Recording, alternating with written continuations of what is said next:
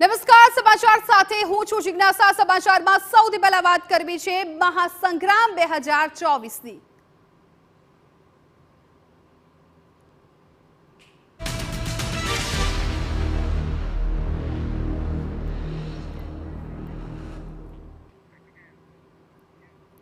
ગુજરાતની 26 લોકસભા બેઠકોનું ચિત્ર સ્પષ્ટ થઈ ગયું છે। સુરત બેઠક બિનહરીફ થતા ગુજરાતની 25 લોકસભા બેઠકો પર મતદાન યોજાશે।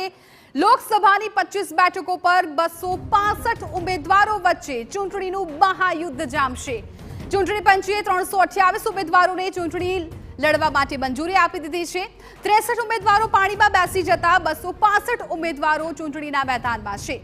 તો આ તરફ અમદાવાદ પૂર્વ બેઠક પર સૌથી વધુ 18 ઉમેદવારો વચ્ચે ચૂંટણીનો જંગ ખેલાશે। તો વધુ ઉમેદવાર હોવાથી અમદાવાદ પૂર્વ બેઠક પર 2 બેલેટ યુનિટ મૂકવામાં આવશે। બારડોલીમાં પણ સૌથી ઓછા 3 ઉમેદવારો વચ્ચે ખેલાશે ચૂંટણીનું રાજકીય યુદ્ધ। લોકસભાની 12 બેઠકોમાં 19 મહિલા ઉમેદવારો મેદાનમાં છે। બનાસકાંઠામાં 2 મહિલા ઉમેદવારો વચ્ચે ચૂંટણીનું યુદ્ધ છે। હાઈ વોલ્ટેજ ડ્રામા બાદ સુરત બેઠક બિનહરીફ થતા નહીં સુરતી લાલાઓ કરી શકે મતદાન।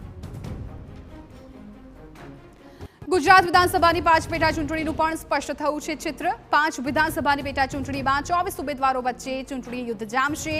વિજાપુરમાં સૌથી વધુ 8 ઉમેદવારો મેદાનમાં છે। વાઘોડિયામાં સૌથી ઓછા 2 ઉમેદવારો વચ્ચે ચૂંટણી જામશે।